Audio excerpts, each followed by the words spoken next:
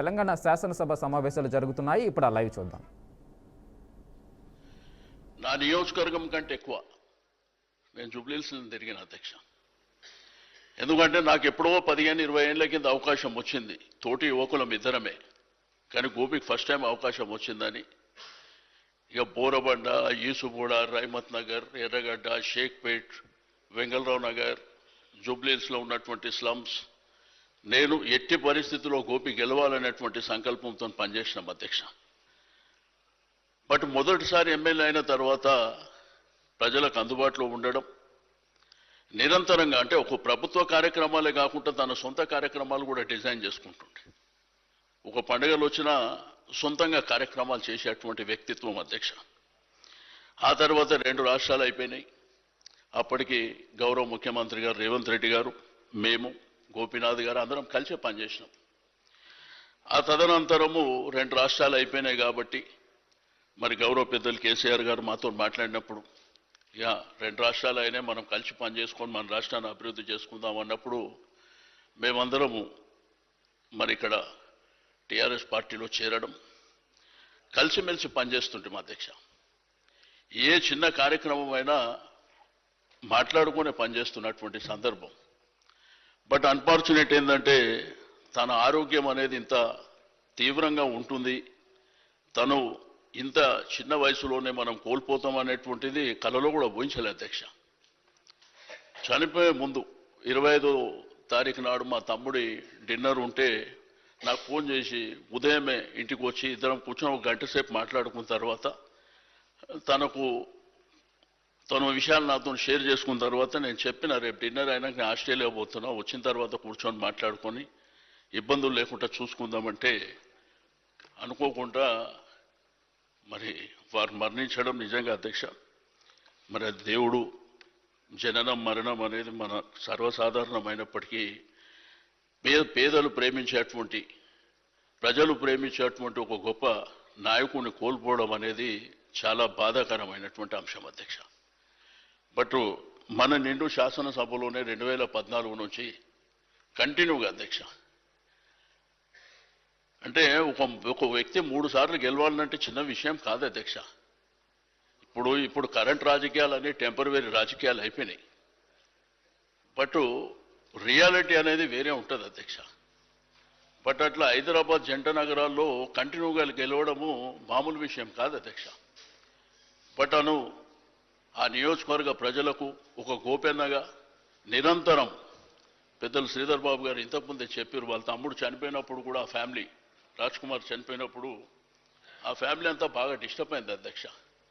తల్లి కానివ్వండి, వాళ్ళ అన్న కానివ్వండి, గోపి కానివ్వండి, నేను ఎప్పుడు ఆడనే ఉంటుండే అధ్యక్ష. మా పార్టీ ఆఫీస్ ఎదురుగానే ఇల్లు ఉంటుండే, ఎదురుగా హైదర్ నగర్లో. గోపి నేను ఎక్కడ ఉన్నా కానీ కలిసి ఉంటుంటే. బట్ ఈ విధంగా శాసనసభ్యుడిగా 3 సార్లు ఉన్న తర్వాత శాసనసభ్యుడిగా మరణించడం అనేది కూడా చాలా బాధాకరమైనటువంటి అంశం. తప్పకుండా మరి ముఖ్యమంత్రి గారు సంతాప తీర్మానం ప్రవేశపెట్టిన దాన్ని బలపరుస్తూ ఆ కుటుంబానికి ఆ భగవంతుడు ధైర్యాన్ని ఇవ్వాలి. తప్పకుండా ఇప్పుడే కేటీఆర్ గారు, హరీష్ రావు గారు వారు హాస్పిటల్ ఉన్నప్పుడే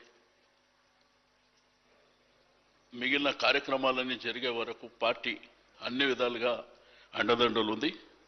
తప్పకుండా ఆ జూబ్లీహిల్స్ నియోజకవర్గ ప్రజలకు మీ గోపన్నని ఎట్లయితే మీ గోపన్న, మా గోపన్న, మనందరి గోపన్నను కోల్పోయినామో వారు చిరస్థాయిగా ఆ జూబ్లీహిల్స్ నియోజకవర్గ ప్రజలకు గుండెల్లో ఉండే విధంగా మేము కార్యక్రమాలను కూడా తీసుకుంటామని చెప్పి నేను ఈ సందర్భంగా తెలియజేస్తూ నాకు ఇచ్చిన అవకాశం ధన్యవాదాలు అధ్యక్ష. ఐ రిక్వెస్ట్ శ్రీ వెంకటరమణారెడ్డి గారు. ఈరోజు మాగంటి గోపీనాథ్ గారు ఈ శాసనసభలో లేకపోవడం అనేది నిజంగా దురదృష్టం. మొట్టమొదటిసారిగా ఎన్నికైన నేను ఆయనను కొద్ది రోజులుగానే చూస్తున్నటువంటి వ్యక్తిగా, ఆయన ఎన్టీ రామారావు గారికి అభిమానిగా ఉన్నప్పుడు ఆయన పెట్టిన కటౌట్స్ని కూడా చూడడం జరిగింది. మాగంటి గోపీనాథ్ గారు 1963లో జన్మించి వెంకటేశ్వర ట్యూటోరియల్స్లో చదువుకొని ఉస్మానియాలో పట్టా పొందిన తర్వాత తెలుగుదేశం పార్టీలో ఎన్టీ రామారావు గారితో పనిచేయడానికి ముందుకొస్తూ విద్యార్థిగా అక్కడే తెలుగు దేశం యువజన విభాగానికి ఉంటూ హైదరాబాద్ అర్బన్ డెవలప్మెంట్ అథారిటీలో ఆయన సభ్యుడిగా కొనసాగుతూ అలాగే 2014 వరకు రాజకీయాల్లో సుదీర్ఘంగా ఉంటూ 14లో మొట్టమొదటిసారిగా ఈ శాసనసభకు ఎన్నికై 2018లో తిరిగి మరొకసారి 2023లో మూడవసారి హ్యాట్రిక్ చేస్తూ ఈ శాసనసభలోనే ఆయన 3 సార్లు గెలిచిన వ్యక్తిగా నిలుస్తూ జూబ్లీహిల్స్ నియోజకవర్గానికి ఎనలేని సేవలు చేస్తున్నటువంటి మాగంటి గోపీనాథ్ గారు సినీ నిర్మాతగా సినీ రంగంలో కూడా అగ్రనటులతోనే సినిమాలు తీసి ఇవాళ చిరస్థాయిగా ఎన్టీ రామారావు గారి అభిమాని ఎవరు అంటే మాగంటి గోపీనాథ్ గారు అనే పేరు ఉండే పరిస్థితిలో అలాగే రాజకీయంలో కూడా ఆయన చిరస్థాయిగా ప్రజల గుండెల్లో నిల్చుండిపోయి ఆనాడు ఎన్టీ రామారావు గారితో రాజకీయ అరంగేట్రం చేసి ఇప్పుడున్న కేసీఆర్ గారితో 10 ఏళ్ళు ఈ శాసనసభలో సభ్యుడిగా ఉంటూ ప్రస్తుత శాసనసభలో కూడా సభ్యుడిగా ఉన్నటువంటి గోపీనాథ్ గారు ఈరోజు లేకపోవడం దురదృష్టకరం. అలాగే ఆయన సతీమైనటువంటి సునీత గారికి అలాగే వారి 3 పిల్లలకి ఈ భారతీయ జనతా పార్టీ తరపున నా తరపున ప్రగాఢ సంతాపం తెలియజేస్తూ రానున్న కాలంలో వారి కుటుంబానికి అందరి అండదండలు ఉంటూ సౌమ్యునైనటువంటి వ్యక్తి ఆ వ్యక్తికి చిరస్థాయిగా నిలిచిపోయే పరిస్థితిలో ఉంచాలని కోరుకుంటూ వారి ఆత్మకు శాంతి కలగాలని ఆ దేవుణ్ణి ప్రార్థిస్తూ ముగిస్తున్నాం. ఐ రిక్వెస్ట్ శ్రీ అహ్మద్ బిన్ నెల్లూరు జిల్లాలోని రూరల్ ఎమ్మెల్యే కార్యాలయం వద్ద ఉత్కంఠ వాతావరణం నెలకొంది. ఎమ్మెల్యే కార్యాలయానికి ఎమ్మెల్యే అనుచరులు కార్యకర్తలు టీడీపీ శ్రేణులు పెద్ద ఎత్తున తరలివస్తూ పెద్ద ఎత్తున నినాదాలు చేస్తున్నారు. రౌడీ మూకలకు కొమ్ము కాస్తున్న ఎస్పీ డౌన్ డౌన్ అంటూ ఆగ్రహం వ్యక్తం చేస్తున్నారు. నిన్న ఎమ్మెల్యే కోటంరెడ్డి హత్య కుట్రకు సంబంధించిన వీడియో ఒకటి వైరల్ అయింది. దీనిపై తీవ్రంగా స్పందించిన రూరల్ టీడీపీ శ్రేణులు 5 రోజుల క్రితం వీడియో పోలీసుల చేతికి వెళ్లినా ఇంతవరకు ఎలాంటి స్పందన లేకపోవడం దారుణమని ఆరోపించారు. కోటంరెడ్డి అనుచరులు పెద్ద ఎత్తున రూరల్ ఎమ్మెల్యే కార్యాలయం వద్దకు చేరుకోవడంతో ఉత్కంఠ పరిస్థితులు నెలకొన్నాయి.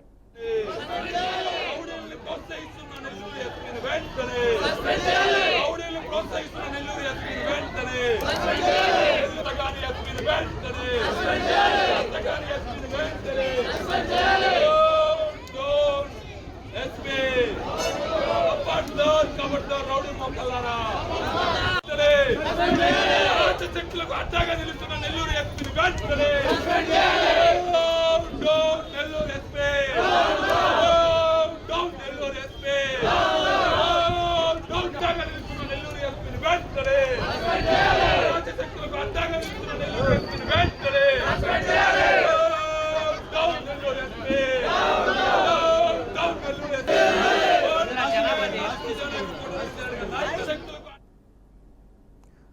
అనంతపురం జిల్లా గుంతకల్లు మున్సిపల్ చైర్మన్ భవానీ అధ్యక్షతన సర్వసభ్య సమావేశం నిర్వహించారు. పట్టణానికి తాగునీటిని పంపించే మోటార్ గత నెలలో చోరీకి గురైంది. ఈ ఘటనపై మున్సిపల్ అధికారులు పోలీసులకు ఫిర్యాదు చేసి తర్వాత ఎలాంటి చర్యలు తీసుకోకపోవడంతో కౌన్సిల్ సభ్యులు ఆగ్రహం వ్యక్తం చేశారు.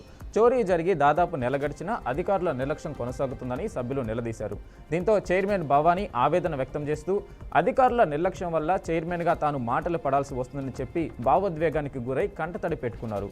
పంప్ హౌస్లో లక్షల రూపాయల విలువైన మోటార్ చోరీ అయినా ఇప్పటి వరకు ఎలాంటి పురోగతి లేదని సభ్యులు విమర్శించారు. అభివృద్ధి పనులకు బిల్లులు చెల్లించకపోవడం వల్ల కాంట్రాక్టర్లు ముందుకు రావడం లేదని ఆరోపించారు. ఇప్పటికైనా అధికారులు బాధ్యతగా వ్యవహరించి విధి నిర్వహణలో అంకితభావం చూపాలని డిమాండ్ చేశారు.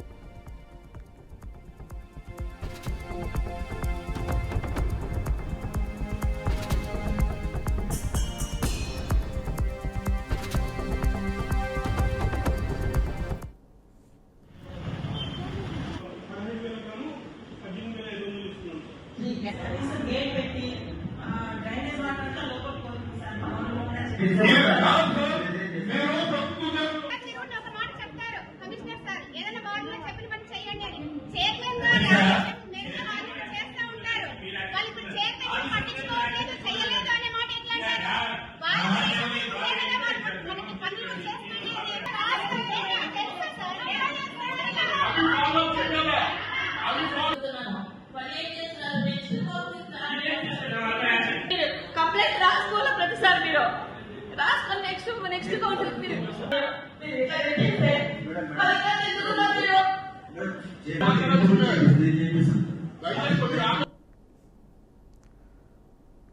నకిలీ పాస్ పుస్తకాలతో వ్యవసాయ రుణాలు ఇప్పిస్తున్న ముఠాను మహబూబాబాద్ జిల్లా కోరవై పోలీసులు బట్టబయలు చేశారు. ఈ ఘటనపై కోరవై పోలీస్ స్టేషన్లో ఏర్పాటు చేసిన సమావేశంలో డీఎస్పీ తిరుపతిరావు వివరాలు వెల్లడించారు.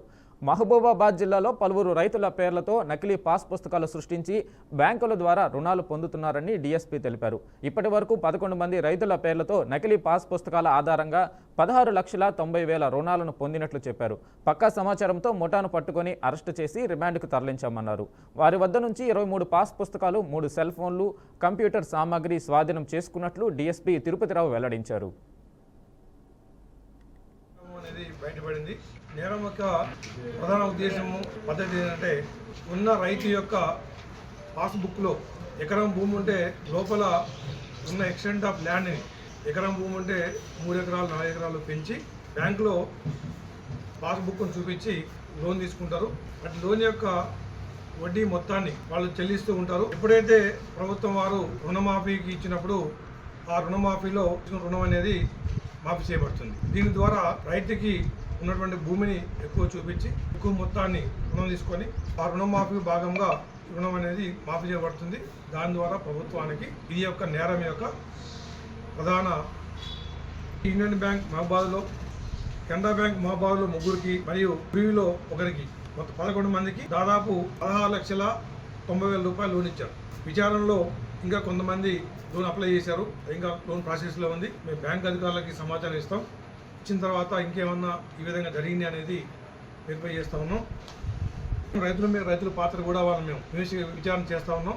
వారి పాత్ర బయటపడితే వారికి నాలెడ్జ్ ఉంది అంటే వారి మీద కూడా. నిజామాబాద్ జిల్లా శ్రీరామ్ సాగర్ ప్రాజెక్టులోకి ఎగువ ప్రాంతాల నుంచి భారీ వరద పోటెత్తుతుంది. గత కొన్ని రోజులుగా కొనసాగుతున్న వరద ప్రవాహం శుక్రవారం మరింత పెరిగింది. దీంతో ప్రాజెక్టు అధికారులు అప్రమత్తమై మొత్తం 39 గేట్లను ఎత్తివేసి రికార్డు స్థాయిలో వరద నీటిని దిగువకు విడుదల చేస్తున్నారు. ప్రాజెక్టు పూర్తి స్థాయి సామర్థ్యం 1091 అడుగులు, 80.5 టీఎంసీలు కాగా ప్రస్తుత నీటి మట్టం 1084.80 అడుగులు. ప్రస్తుత నీటి నిల్వ 59.237 టీఎంసీలుగా ఉంది. ఇన్ఫ్లో 4,90,000 క్యూసెక్కులు ఉండగా అవుట్ఫ్లో భారీగా పెరిగి ప్రాజెక్టు నుంచి మొత్తం 5,96,217 క్యూసెక్కుల నీటిని గోదావరిలోకి విడుదల చేస్తున్నారు. ఇది ఎస్ఆర్ఎస్పీ చరిత్రలోనే అత్యధిక నీటి విడుదలలో ఒకటిగా నమోదైంది. కేవలం స్పిల్వే గేట్ల ద్వారానే 5,75,350 క్యూసెక్కుల నీరు నదిలోకి చేరుతుంది. ప్రాజెక్టు నుంచి భారీగా నీటిని వదులుతున్న నేపథ్యంలో గోదావరి నది ఉధృతంగా ప్రవహిస్తుంది. నదీ పరివాహక ప్రాంతాల ప్రజలు, ముఖ్యంగా దిగువ ప్రాంతాల వారు అప్రమత్తంగా ఉండాలని, నదిలోకి ఎవరూ వెళ్లవద్దని అధికారులు హెచ్చరికలు జారీ చేశారు.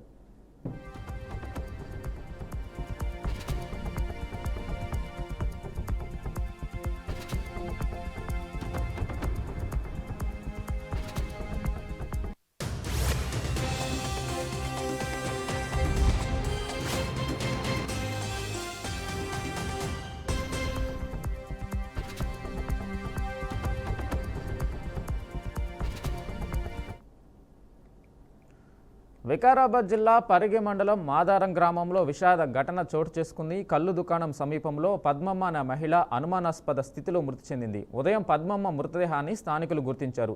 కల్లు కాంపౌండ్లో రాత్రి మద్యం సేవించి వెళ్లిన పద్మమ్మ ఉదయం మృతదేహంగా కనబడింది.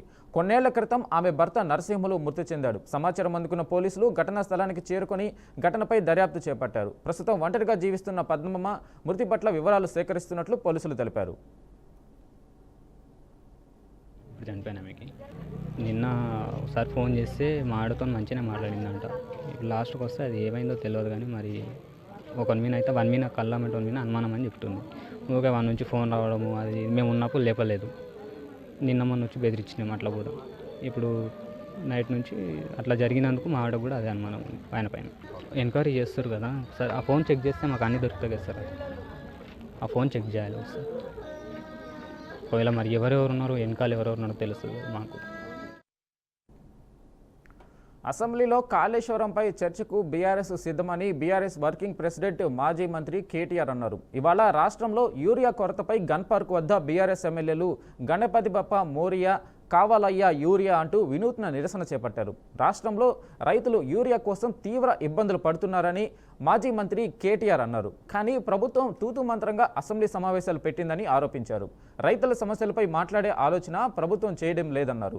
ఖచ్చితంగా 15 రోజులు అసెంబ్లీ సమావేశాలను నిర్వహించారని డిమాండ్ చేశారు.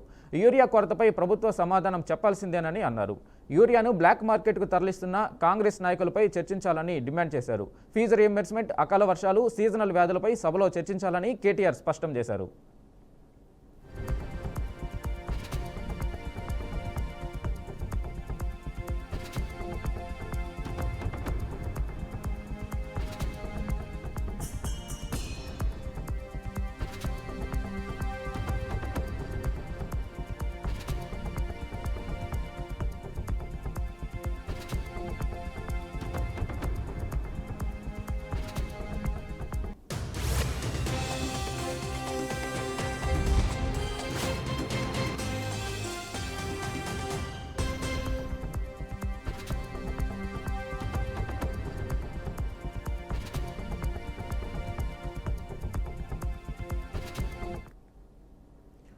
మంచిర్యాల జిల్లా కేంద్రంలోని హైటెక్ సిటీ హెచ్పీ పెట్రోల్ బంకులో దొంగ నోటుపై వివాదం చోటు చేసుకుంది. నాయకిని పోషం అనే కస్టమర్ తన కారులో 1000 రూపాయల పెట్రోల్ పోయించుకున్నాడు. ఇందుకోసం 2000ను ఫోన్పే ద్వారా చెల్లించాడు. మిగతా బ్యాలెన్స్గా 1000 రూపాయలు ఇచ్చారు. అందులో ఒక 500 నోటు, 200 నోటు, ఒక 100 నోటు కస్టమర్కి ఇచ్చారు. తర్వాత కస్టమర్ ఆ నోట్లలో ఒక 200 నోటుతో వైన్ షాప్లో సరుకులు కొనుగోలు చేయగా ఆ నోటు దొంగ నోటుగా ఉందని షాప్ యజమాని చెప్పాడు. అనుమానం రావడంతో నోటును తడిపి చూడగా రంగుపోయింది. దీంతో కస్టమర్ ఆ నోటును తిరిగి పెట్రోల్ బంకుకు తీసుకెళ్లి వివరణ కోరగా మాకేమీ తెలియదు, మరొక కస్టమర్ ఇచ్చి ఉండవచ్చు, మేమేం చేయలేమని బంకు సిబ్బంది నిర్లక్ష్యంగా సమాధానం ఇచ్చారు.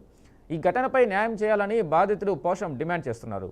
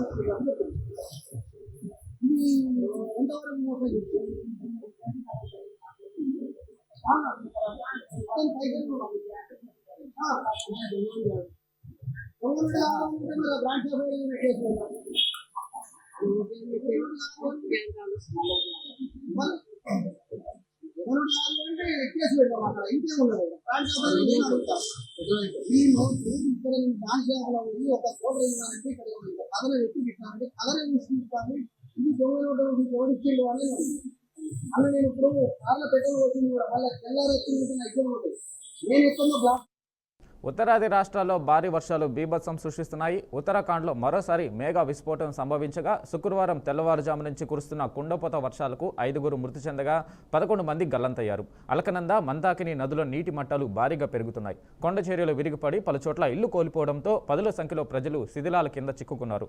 ఆగస్టు నెలలో ఈ రాష్ట్రం పలుమార్లు భారీ వర్షాల దాటికి అతలాకుతలమైంది.